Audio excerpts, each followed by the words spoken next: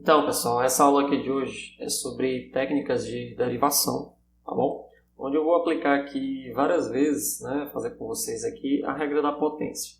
Quem já tem, de certa forma, uma habilidade já com a regra, entendeu bem como é que funciona a regra que a gente discutiu na aula passada, você pode, de certa forma, até passar um pouco mais rápido essa aula aqui, Eu vou fazer vários exercícios aqui e é justamente interessante para quem quer treinar, seja exercícios com expoentes inteiros, seja com exercícios com expoentes fracionários ou expoentes negativos, e assim sucessivamente. Então são questões que eu tirei do próprio livro do Hoffman, e eu trouxe para vocês aqui para a gente resolver, tá bom? Então, por exemplo, a primeira questão aí, é uma questão que envolve resolver a função y igual a x elevado a menos 4, tá bom?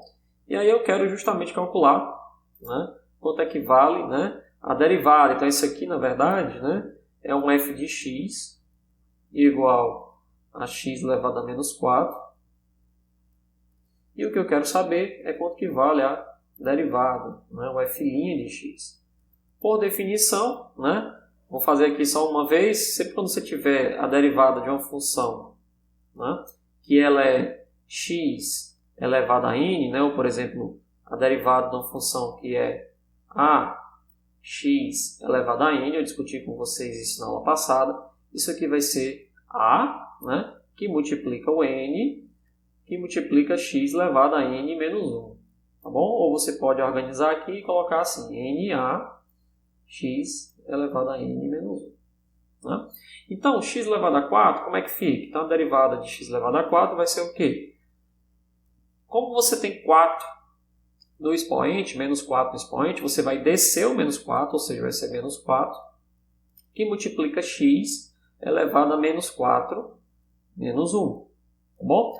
Como menos 4 menos 1 é menos 5, a derivada aqui, nesse primeiro caso aqui, vai ser igual a menos 4x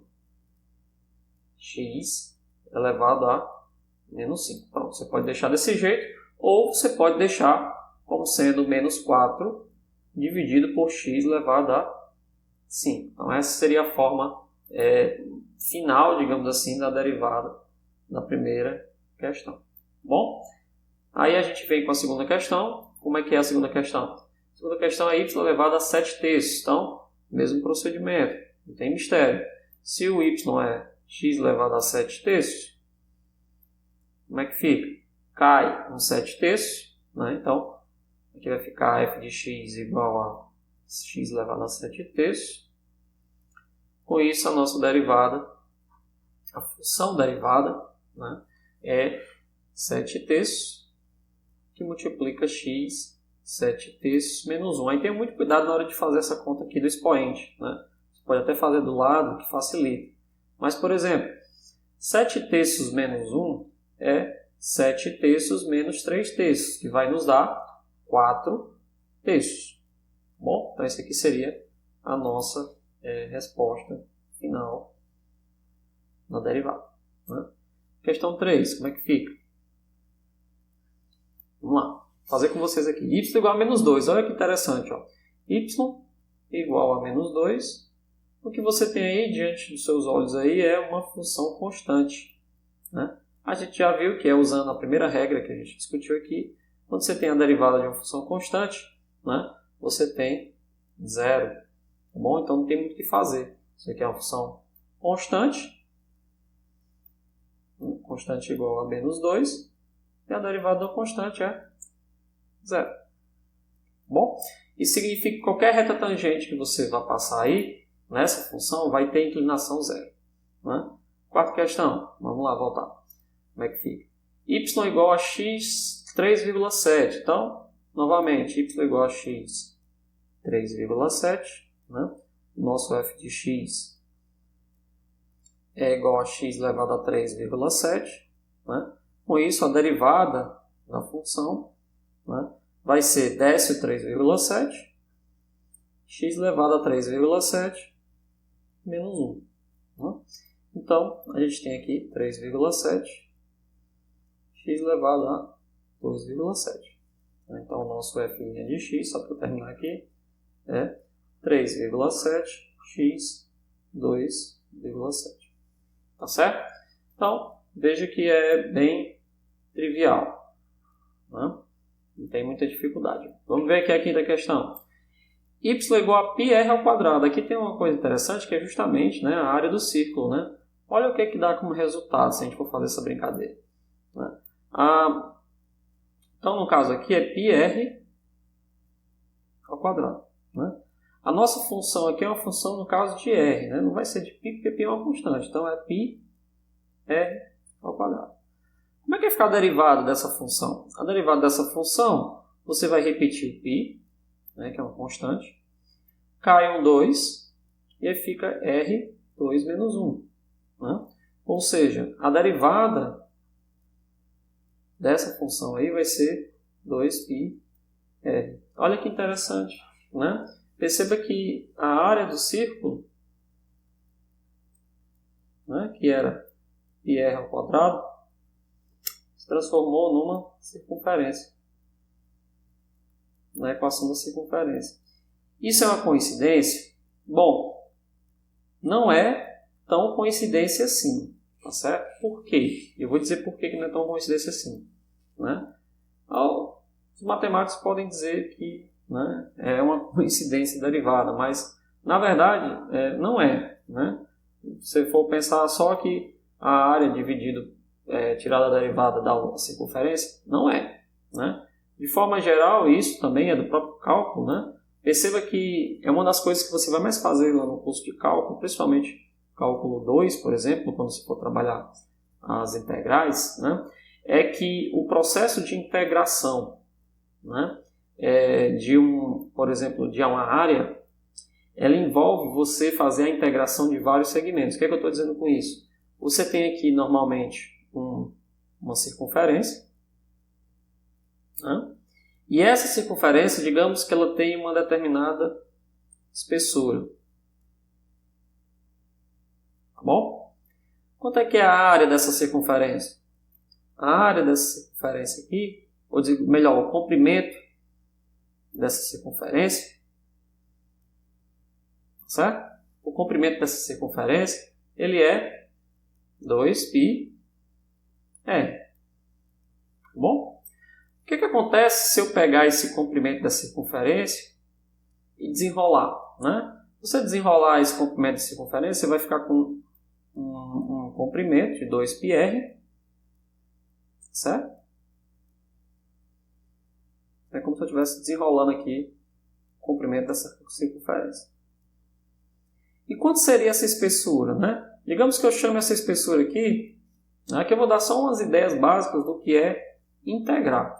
Integrar, na verdade, é o processo de volta da derivada. Se você está com a derivada que ela é 2, né? Você encontrou que a derivada é 2πr, né? Eu não vou cobrar de vocês a integral, mas digamos que a derivada aqui que você encontrou é 2πr, né?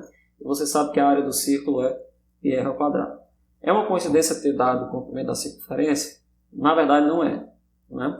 É o fato de que a volta, né? Ou seja, como você transforma, né, uma derivada no integral, é um processo de soma, né? Por incrível que pareça, integrar é somar, né? Então, na verdade, se você pensar que essa circunferência ela tem comprimento de 2πr, tá bom? Mas digamos que a espessura dela seja tal que eu possa dizer que essa espessura dela aqui é justamente um ΔR, né? É uma pequena variação do raio. É como se você tivesse aqui com um raio, né? E você fizesse uma pequena variação dele, tá bom? Quando você multiplicar a área desse comprimento aí, vai ser o quê? Vai ser 2πr dr vezes ΔR. E aí é que está. Quando você soma agora, a grande ideia aqui, na verdade, é quando você soma diversas circunferências com diversos raios, né? Imagine que você fizesse várias circunferências circunscritas com diversos raios, o que você está, de certa forma, criando aí, né, é a área de um círculo. Né? Então você pode imaginar a área de um círculo como se fossem vários anéis concêntricos, né, de cada um com circunferência 2πr. Só que o seu, cada um com seu raio. Né? Então aqui você tem circunferência, digamos, 1, que ela é de tamanho 2πr, 1 vezes ΔR. Aí você tem uma circunferência 2, que tem um tamanho 2πr vezes essa espessura ΔR, ou seja, a espessura seria igual para todo mundo. O que seria diferente seria só o comprimento dela. Então você tem a terceira espessura, todo mundo aqui, ΔR. E aí o que você faz? Você vai mostrar lá no cálculo que quando você soma todas essas circunferências, né, quando você soma o comprimento de todas as circunferências, a área de cada um desses anéis, isso aqui vai ser igual à área do círculo. Tá bom? Então, na verdade, quando você soma aqui, faz uma somatória, né, de cada uma dessas circunferências aqui, multiplicado por o elemento aqui, digamos, a espessura, né, o que vai acontecer é que isso aqui vai se transformar em πr ao quadrado. Tá bom? É o processo de volta. É o processo de volta da derivada. Né? Isso aqui, na verdade, é o que a gente conhece como integral. Né? Só que é chamado de integral de Riemann. Bom, é só uma curiosidade aí. Riemann. Né? É uma curiosidade, não é uma coincidência que a área do círculo dá o comprimento da circunferência. Né? Quando for no curso de cálculo, você vai ver isso aqui com mais detalhes. E na física, você vai usar bastante esse tipo de comportamento. Tá bom? Mas é só uma curiosidade. A gente vai ver mais na frente agora. Ó. Por exemplo, y igual a 4/3 de πr3. Aí, de novo, ó, olha que interessante. Ó. Você tem aqui 6. Né? Você tem uma função y igual a 4/3 de πr3. O que é isso aqui? Isso aqui é o volume da esfera. Né? O volume da esfera. O que acontece quando você deriva essa função de R? Quando você derivar essa função de R, vai ficar assim. F de R é isso daqui. A derivada dessa função, né, vai cair um 3, então vai ficar 4/3 vezes 3. E R elevado a 3 menos 1. Né? Ou seja, cancela esse 3 com esse 3, vai ficar 4πr2. Olha que interessante. Ó. A derivada dessa função aí é 4/3 de πr2. O que é isso aqui? Né? Aí é semelhante ao que a gente fez aqui. O volume da esfera, 4/3 de πr3, se transformou, né, na área da esfera, que é 4πr2. Não é uma coincidência. É a mesma ideia que eu acabei de falar aqui. Se você pensar que o volume de uma esfera é como se você tivesse várias cascas, né, uma dentro da outra, imagina aí que você esteja descascando uma cebola. Né? Então, cada casquinha daquela da cebola, né, equivale à área de uma esfera. E aí, quando você junta todas as casquinhas, né, vira o volume, né, da esfera. Tá bom? Então, quando você soma todas essas áreas, né, te dá o volume. E isso aí que você está fazendo é justamente uma integral. Né? Ou seja, integrar, na verdade, é fazer uma soma. Tá bom? Então, quando você faz uma soma de todas as áreas, cascas esféricas, você ganha como resultado aí o volume. Né? Até por isso que a derivada aqui é a função, né? A função que deriva, né? Que você encontra como derivada da expressão do volume, é a própria expressão para a área, né, da esfera. Não é uma coincidência. Tá bom? Não é uma coincidência. Pelo mesmo princípio. Então, 7. Raiz de 2x. Como é que fica aqui? Depois a gente pode, quem quiser, tiver curiosidade, pode discutir mais sobre isso daí. Então, y igual a raiz de 2x. Lá, o raiz de 2 e o x estão dentro da raiz. Né? Estão dentro da mesma raiz. Ó. Então, como é que fica aqui? Primeira coisa é separar. Eu vou fazer a separação do que é a variável e do que é a constante que está multiplicando. Então vai ficar assim, ó, raiz de 2 vezes raiz de x, tá bom? Isso aqui vai ser igual a raiz de 2, x elevado a quanto? 1/2. Tá bom? Então quanto é que vale a derivada? A derivada dessa função vai ser raiz de 2, cai 1/2, né? Aí fica x 1/2 menos 1. Bom, quanto é que vai ficar isso aqui? F' de x vai ficar raiz de 2 sobre 2, x elevado a 1/2 menos 1 vai dar menos 1/2. Se você quiser ajeitar essa expressão aqui, você pode deixar assim, ó, raiz de 2 sobre 2, 1 sobre x elevado a 1/2. Mas quem 1 sobre x elevado a 1/2 é igual a raiz de x. Mas quem é raiz de 2 sobre 2? Eu posso racionalizar aqui, ó, multiplicar por 2 em cima e embaixo, se eu quiser. Não vai alterar nada o resultado. Em cima vai ficar 2, não? Aqui vai ficar 2 raiz de 2x. Eu posso cancelar. E aí o resultado final da minha função, que é a derivada, é 1 sobre raiz de 2x. Olha que interessante, né? A derivada, né, de raiz de 2x é 1 sobre 2x. Né? Muito interessante isso aqui.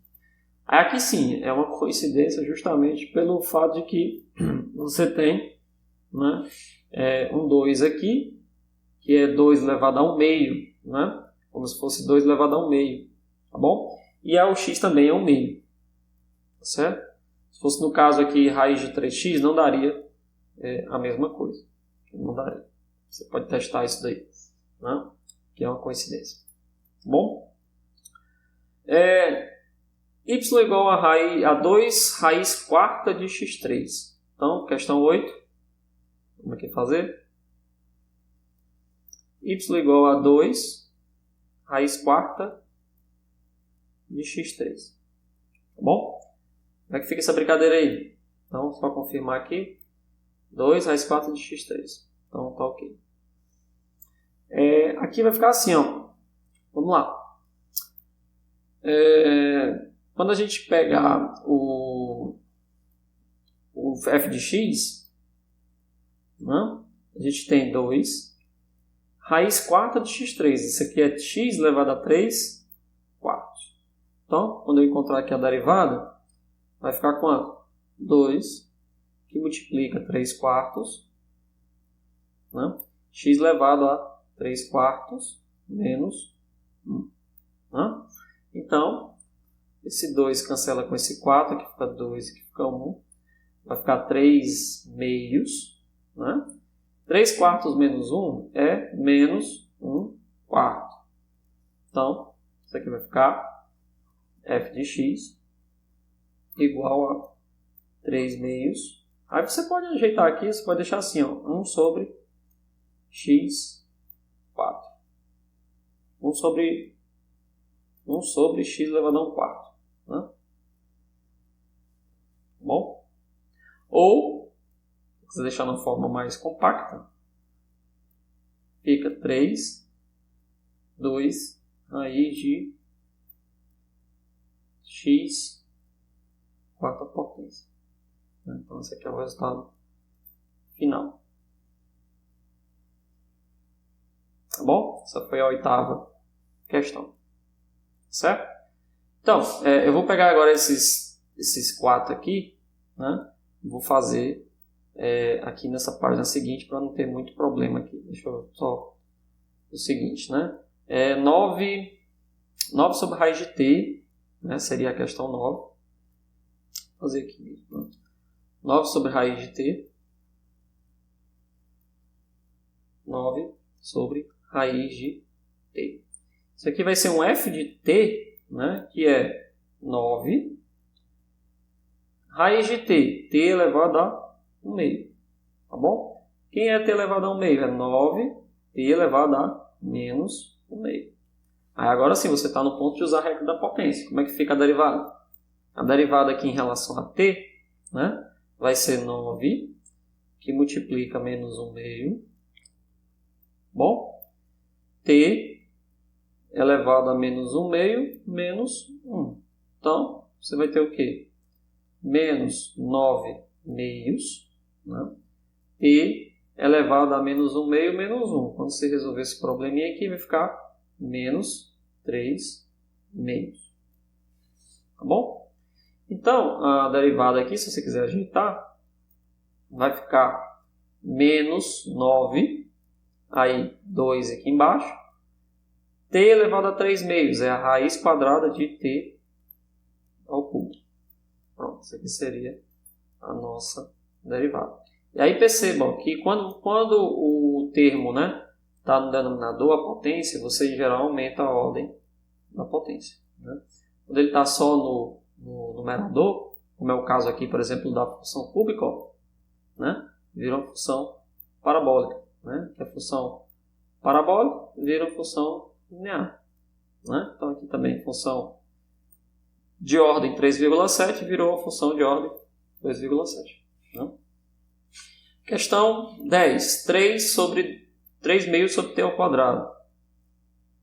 3 meios. Questão 10. Y igual a 3 meios t ao quadrado. Então, a gente vai ajeitar aqui a nossa função. F de t é igual a 3 meios, né? T elevado a menos 2. Como é que fica a derivada aí? A derivada aqui vai ficar 3 meios, né? T elevado a menos 2. Né? Como é que vai ficar aqui? Cai o menos 2. Aí vai ficar t elevado a menos 2, menos 1. Né? Ou seja, a derivada dessa função vai ficar, cancelo 2 com 2, aqui fica 1, né? Menos 3, que multiplica t elevado a menos 3. Aí você pode ajeitar aqui, ó, a derivada dessa função vai ficar menos 3, que multiplica t ao cubo. Aí você vê claramente que há um aumento da ordem, né? Quando o termo aqui está no denominador. Você tinha 3 meios de t ao quadrado, agora você tem menos 3 t sobre 3. Né? Então, sempre que você tiver no denominador com a função, você tem um aumento. Né? Questão 11, aí você tem um polinômio, uma parábola, né? x2 mais 2x mais 3. Então, é trivial, não tem muita dificuldade nisso. Né? Então, x2, vamos lá, questão 11ª. Y igual a x2 mais 3x mais 2x, né? Mais 2x mais 3. Aqui vai ser a derivada. O nosso f de x é simplesmente x2 mais 2x mais 3. Tá bom? Então, a derivada aqui no caso é f' de x. Vai ser 2 cai. Fica 2x elevado a 2 menos 1, né? Mais 2 vezes caiu 1, aí fica x elevado a 1 menos 1, mais 3, que a derivada é 0, né? Então, a derivada de constante é 0. Tá bom? Então, ajeitando aqui, vai ficar 2 elevado a x elevado a 1, mais 2x elevado a 0, né? Ou seja, a derivada dessa função aí é 2x mais 2. Tá bom? 2x mais 2. É a derivada desse polinômio aí. Tá bom? Questão agora. A última questão, para a gente resolver aqui, seria uma função de quinta ordem. x5, né? 3x5 menos 4x3 mais 9x menos 6. 3x5, né? Menos 4x3, então vamos lá, 3x5 menos 4x3 menos quem? Vamos aqui para o começo. Mais 9x menos 6. Então, mais 9x menos 6. Né? Como é que vai ficar aqui? a função como um todo, né? Ela é 3x5 menos 4x3 mais 9x menos 6. Então, como é que fica a sua derivada? De forma direta, né? 3 vezes 5, usando a regra da potência, x elevado a 5 menos 1, menos, tem que ter cuidado aqui, ó, 4 vezes 3, que multiplica x elevado a 3 menos 1, mais 9 vezes 1, cai 1, né? X elevado a 1 menos 1, menos 6, que a derivada é 0. Tá bom? Então aqui vai ficar 15, que multiplica x elevado a 4, menos 12, que multiplica x elevado a 2, mais 9, x elevado a 0, que é 1, mais 0. Então, derivada, no final das contas, é 15 x4, tá bom? 15x4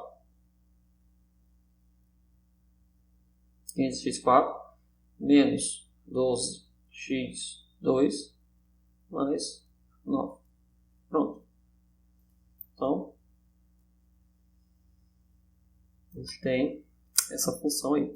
Tá certo, pessoal? Então, eu resolvi trazer essas questões aí justamente para a gente treinar um pouco aí a regra da potência, né? E aí você vai estar pronto, digamos, para aplicá-la em exercícios mais complexos, né? Por exemplo, se você tiver que calcular reta tangente de funções, aí quando você tiver que calcular reta tangente de funções, que vai ser inclusive a nossa próxima aula, né? Você já resolve direto o problema do polinômio aqui e eventualmente o problema que você tiver. Eu quis trazer só uma curiosidade sobre essas duas funções para vocês, né? Só para a gente pensar um pouquinho aí, né, do que seria o processo inverso, né? O inverso do processo de derivação é um processo de integração, né? E curiosamente, né, assim como derivar é você calcular a inclinação, né, de uma curva, né, tangente, né, ou seja, a inclinação da reta tangente àquela curva naquele ponto, o processo de integrar é um processo diferente, né? É um processo onde você vai somar diversas contribuições para encontrar, né, justamente a função original, né, que a gente costuma dizer como função primitiva, né? A primitiva, né, que seria a função que originou aquela derivada, né? Nem sempre é um processo fácil e vai envolver algumas estratégias aí que você vai ter que fazer, por exemplo, no cálculo 2 e cálculo 3, né? Encontrar a função primitiva que originou aquela derivada, né?